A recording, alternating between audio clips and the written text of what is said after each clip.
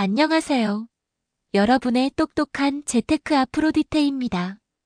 오늘은 많은 분들이 궁금해하시고 또 기대하고 계시는 2025년 6월 민생지원금에 대한 이야기를 자세하고 쉽게 풀어드리려고 해요.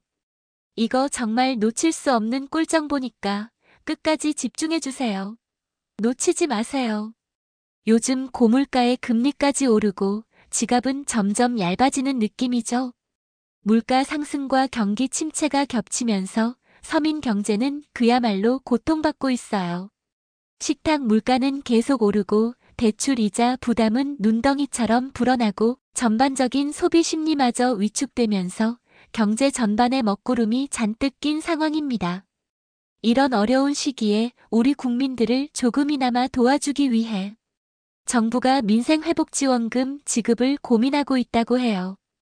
이 지원금은 단순히 돈을 나눠주는 것이 아니라 국민들의 지친 어깨를 토닥여주고 얼어붙은 소비 심리를 녹여 지역 경제에 활력을 불어넣으려는 아주 좋은 취지의 정책입니다.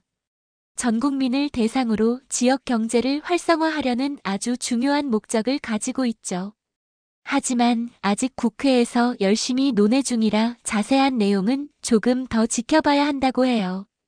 국회의 최종 결정이 나야 구체적인 윤곽이 드러나겠죠? 그래도 우리에게 정말 도움이 될 이야기이니 미리미리 알아두면 좋겠죠? 언제 발표가 나든 우리는 준비가 되어 있어야 하니까요. 그럼 먼저 누가 얼마나 받게 되는지부터 알아볼까요? 이게 가장 궁금하실 부분일 텐데요. 원칙적으로는 전 국민에게 지급될 예정이라고 하는데 아주 높은 소득을 가진 분들은 혹시 제외될 수도 있다고 하니 이 부분은 참고해 주세요. 고소득층 제외는 재정 건전성과 지원금의 효율성을 높이기 위한 조치로 해석됩니다. 그리고 소득 기준에 따라 조금씩 다르게 지급될 가능성도 논의 중이라고 해요. 이는 지원이 절실한 계층에게 더 많은 혜택이 돌아가도록 하기 위한 형평성 측면의 고려입니다. 예를 들어 일반 국민은 25만 원 정도를 예상하는데 이는 대략적인 수치이며 상황에 따라 변동될 수 있습니다. 1차로 15만 원, 2차로 10만 원 이렇게 두 번에 걸쳐 지급될 수도 있다고 하네요. 2회 분할 지급은 예산 집행의 효율성과 시장에 미치는 영향을 분산하기 위한 방안으로 검토되고 있습니다. 그리고 차상 위계층이나 한부모 가정 같은 경우에는 40만 원, 기초생활수급자분들은 50만 원까지도 받을 수 있다고 해요. 이처럼 취약계층에 대한 지원을 강화함으로써 사회 안전망을 더욱 촘촘하게 구축하려는 의지가 엿보입니다. 여기서도 1차, 2차로 나뉘어 지급될 가능성이 높다고 합니다.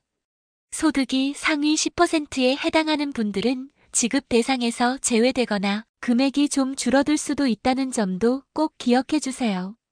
최대 15만 원까지 감액될 가능성도 논의되고 있다고 하니 이 부분은 최종 확정안을 기다려봐야 할 것 같아요. 이는 한정된 재원을 보다 효율적으로 분배하기 위한 정책적 판단이라고 볼 수 있습니다. 가장 중요한 지급 방식. 많은 분들이 현금으로 통장에 꽂아주는 건가 하고 기대하실 텐데요. 아쉽게도 현금 지급은 아닙니다. 지역 사랑 상품권이나 선불카드 형태로 지급될 가능성이 아주 높다고 해요. 왜냐하면 이 지원금을 받아서 우리 동네 시장이나 작은 상점에서 쓰도록 유도해서 지역 경제에 활력을 불어넣으려는 목적이거든요. 정부는 지역 소상공인과 자영업자들을 지원하고 지역 내 소비를 촉진하여 경제 선순환 구조를 만들고자 합니다. 그래서 대형마트나 백화점 같은 곳에서는 사용이 안 될 수도 있으니 이 점도 미리 알아두면 좋겠죠? 대기업 유통망보다는 지역 밀착형 소비를 장려하는 취지입니다. 사용처가 전통시장이나 동네 슈퍼, 음식점, 동네 미용실, 작은 카페 등으로 제한될 수 있다는 거 잊지 마세요. 이런 작은 가게들이 활성화되어야 우리 동네 경제가 살아나는 거 아니겠어요? 현금처럼 쓸 수 없다는 점이 다소 불편하게 느껴질 수도 있지만 우리 지역 경제를 살린다는 큰 그림을 생각하면 충분히 이해할 수 있는 부분입니다. 선불카드의 경우 사용처 목록이 제공될 예정이며 지역 사랑 상품권은 해당 지역 내 가맹점에서만 사용 가능합니다. 그럼 언제쯤 받을 수 있을까요? 2025년 6월에 추가 경정 예산, 줄여서 추경이라고 하죠. 이 추경이 발표된 후에 6월 말에서 7월 초쯤 지급될 것으로 예상하고 있어요. 추경 예산이 국회를 통과하고 예산이 배정되는 데까지 시간이 소요되기 때문에 이러한 일정이 예상되는 것입니다. 하지만 국회에서 추경이 통과되는 속도에 따라 조금 늦춰질 수도 있고요. 법안 심사와 논의 과정에서 시간이 더 걸릴 수도 있습니다. 최악의 경우 8월이나 9월부터 순차적으로 지급될 가능성도 있다고 하니 정부 발표를 계속 주시해야겠죠? 국회 일정과 정부의 집행 속도에 따라 변동성이 크다는 점을 염두에 두시고 너무 조급해하지 마시고 조금만 더 기다려주세요. 정부는 최대한 신속하게 지원금이 지급될 수 있도록 노력할 것입니다. 자, 그럼 가장 중요한 신청 방법이에요. 아직 확정된 건 아니지만 정부에서는 되도록 자동 지급을 우선적으로 고려하고 있다고 해요. 이건 정말 희소식이죠. 우리가 따로 신청하지 않아도 자동으로 지급될 수도 있다는 거죠. 주민등록정보나 다른 공적 자료를 활용하여 대상자를 선별하고 자동으로 지급하는 방안을 검토 중이라고 합니다. 이렇게 되면 국민들의 번거로움을 최소화하고 지급 절차도 훨씬 간소화될 수 있겠죠. 하지만 혹시 모를 경우를 대비해서 신청 방법도 알아두는 게 좋겠죠. 모든 대상자에게 자동 지급이 불가능할 경우를 대비하여 신청 절차도 함께 마련될 가능성이 높습니다. 만약 온라인으로 신청해야 한다면 아마 정부24 웹사이트나 각 지자체에서 운영하는 전용 홈페이지를 이용하게 될 거예요. 정부24는 각종 민원 서비스를 한 곳에서 처리할 수 있는 대한민국 대표 온라인 플랫폼이죠. 지자체별 전용 홈페이지는 지역 특화 서비스 제공을 위해 개설될 수 있습니다. 평소에 자주 쓰는 카드사 앱이나 지역화폐 앱을 통해서도 신청할 수 있게 될 수도 있고요. 이런 앱들을 미리 깔아두고 익숙해지면 신청이 훨씬 쉬워질 거예요. 이때는 본인 확인을 위해 공동인증서, 예전에는 공인인증서라고 불렸죠. 또는 금융인증서, 간편인증 같은 수단이 필요할 수 있으니 미리 준비해 두시면 편리할 거예요.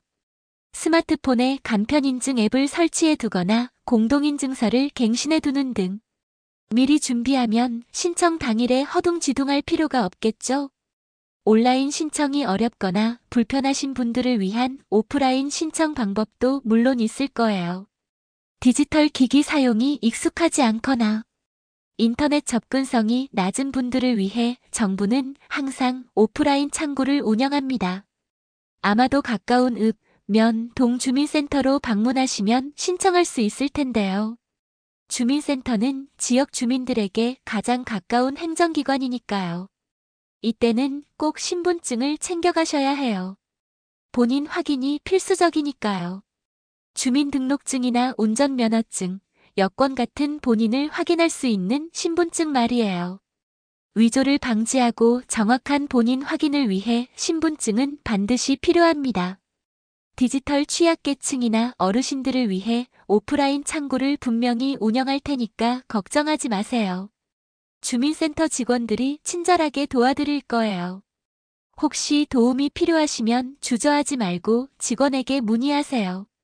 여기서 잠깐 몇 가지 꼭 기억해둬야 할 주의사항이 있어요. 앞서 말씀드린 모든 내용은 현재 논의 중인 상황이거나 예상이라는 점이에요. 그러니까 정확한 지급 대상, 금액, 시기, 그리고 신청 방법은 앞으로 정부가 공식적으로 발표하는 내용을 꼭 확인하셔야 해요. 국회 논의 결과에 따라 언제든지 변동될 수 있다는 점 잊지 마세요. 언론 보도나 카더라, 통신에 너무 현혹되지 마시고 반드시 정부의 공식 발표 자료를 기준으로 삼으셔야 합니다. 정부는 기획재정부, 행정안전부 등의 공식 채널을 통해 발표할 것입니다. 그리고 민생지원금은 각 지역의 경제 활성화를 위한 것이기 때문에 지급 대상이나 사용처, 사용, 기한 같은 세부적인 내용은 여러분이 살고 계시는 지역에 따라 조금씩 다를 수 있답니다. 대한민국의 각 지자체는 지역의 특성과 재정, 상황에 맞춰 세부 운영 방안을 마련할 수 있기 때문입니다. 그러니 지원금이 확정되면 꼭 해당 지자체, 그러니까 시청이나 구청 홈페이지의 공지사항을 확인하셔야 해요. 각 지자체 웹사이트는 가장 정확하고 신속한 지역 정보를 제공합니다. 해당 지역의 공고를 꼼꼼히 읽어보시는 것이 중요합니다. 온라인으로 신청하실 때는 꼭 공식 웹사이트인지 확인해야 해요. 피싱 사이트나 사기성 앱에 주의해야 합니다. 정부24나 해당 지자체 공식 홈페이지를 이용하시고요. 이상한 문자를 보내서 개인정보를 요구하는 보이스피싱이나 스미싱에 절대 속지 마세요. 민생지원금 신청하세요라는 문자 메시지에 첨부된 알 수 없는 인터넷 주소 URL은 절대 클릭하시면 안 됩니다. 이런 건 사기일 가능성이 100%니까요. 정부나 공공기관은 절대로 문자로 개인정보를 요구하거나 앱 설치를 유도하지 않습니다. 의심스러운 문자를 받으면 바로 삭제하고 궁금한 점은 반드시 공식 기관에 직접 전화해서 확인하세요. 우리 모두 똑똑하게 사기 피해를 예방해야 해요. 오프라인 신청 시에는 신분증을 반드시 지참해야 한다는 점 다시 한번 강조드려요. 그리고 아마도 세대주가 대표로 신청하고 지원금도 세대주 계좌로 지급될 가능성이 높다는 점도 알아두시면 좋을 것 같아요. 이는 한 가구당 중복 지급을 막고 행정 편의를 위한 조치로 보입니다. 혹시 세대주가 아닌 다른 가족이 신청해야 할 경우에는 위임장이나 가족관계 증명서 등 추가 서류가 필요할 수도 있으니 미리 주민센터에 문의해보는 것이 좋습니다. 마지막으로 지원금을 받게 되면 꼭 정해진 사용기한 내에 사용해야 한다는 것도 기억해주세요. 사용기한이 지나면 소멸될 수 있거든요. 마치 상품권 유효기간처럼 말이죠. 대개 23개월 정도의 사용기한이 주어질 것으로 예상되는데 정확한 기간은 최종 공고문을 확인해야 합니다.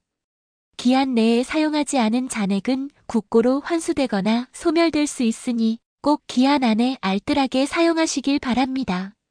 더 자세한 정보를 원하시면 기획재정부 홈페이지나 정부24 신청 포털을 방문해 보시는 것도 좋은 방법이에요. 기획재정부는 국가재정정책을 총괄하는 부처이니 가장 정확한 정보를 제공할 것입니다. 정부24는 국민들이 다양한 민원 서비스를 이용할 수 있는 통합 포털이고요. 지역화폐를 사용하시는 분들은 경기지역화폐 앱 안내 페이지 같은 곳도 참고할 수 있겠네요. 혹시 여러분이 살고 계신 지역에서 발행하는 지역화폐 앱이 있다면 그 앱의 공지사항을 확인하는 것도 좋은 방법입니다. 그리고 가장 중요한 건 여러분이 살고 계신 지자체의 홈페이지 공지사항을 수시로 확인하는 거예요. 시청, 구청, 군청 등 여러분이 거주하는 지역의 공식 웹사이트는 가장 정확하고 신속한 지역 특화 정보를 제공하니까요. 그게 제일 정확하고 빠른 정보를 얻는 방법이랍니다. 아, 그리고 혹시 아세요? 일부 지자체에서는 이미 자체적으로 민생지원금을 지급하고 있는 곳도 있다고 해요. 중앙정부의 민생지원금과는 별개로 각 지방자치단체가 자체 예산으로 주민들에게 지원금을 지급하는 사례인데요. 예를 들어 전라북도 정읍시, 전라남도 영광군, 경기도 파주시 같은 곳들이요. 이런 곳들은 금액이나 대상 사용처가 조금씩 다를 수 있으니 혹시 이 지역에 사시는 분들은 각 지자체에 문의해 보시는 것도 좋겠네요. 이미 지원금을 받은 적이 있다고 해서 중앙정부의 민생지원금을 못 받는 것은 아니니 이 부분도 잘 확인해 보세요. 지자체별로 다양한 지원 정책이 시행되고 있으니 우리 지역에는 어떤 혜택이 있는지 관심을 가지는 것이 중요합니다. 결론적으로 2025년 6월 민생회복지원금은 우리 국민들의 경제적인 어려움을 덜어주고 지역 경제를 살리기 위한 아주 중요한 정책이라고 할 수 있어요. 정부는 이 지원금이 국민들의 삶에 실질적인 도움이 되고 침체된 내수 경기를 활성화하는 마중물이 되기를 기대하고 있습니다. 따라서 정부 발표를 꾸준히 확인하시면서 나에게 해당하는 신청 방법과 지급 조건을 잘 확인하셔서 꼭 혜택을 받으시길 바랄게요. 이 지원금이 여러분의 가게에 작은 숨통을 틔워주고 지역 상점들에는 활기를 불어넣는 계기가 되기를 진심으로 바랍니다. 이 영상이 여러분의 궁금증을 조금이나마 해소하는 데 도움이 되었으면 좋겠네요. 앞으로도 알뜰맘은 여러분의 똑똑한 경제 생활을 응원하고 지원하는 유익한 정보들을 많이 가져올게요. 다음에 또 유용한 정보로 찾아올게요. 그때까지 모두 건강하고 행복하게 보내세요. 안녕.